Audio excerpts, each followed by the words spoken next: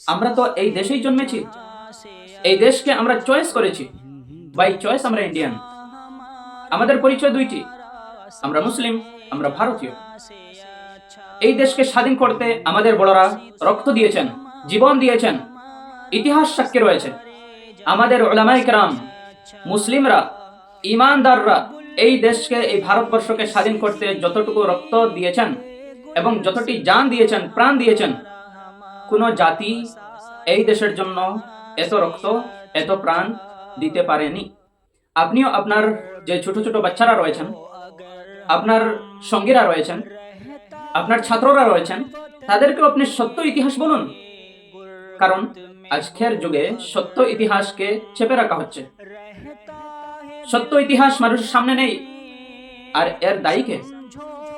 এর দায়ী আমি, আপনি। কেন বলছি এ কথা? যে জাতি নিজের ইতিহাসকে রক্ষা করতে পারে না, যে জাতি নিজের ইতিহাসকে বাঁচাতে রাখতে পারে না, সে নিশ্চয়ই অধঃপতনের দিকে পতিত হয়। আপনি কি আপনার পূর্বপুরুষদের ইতিহাসকে জীবিত রেখেছেন?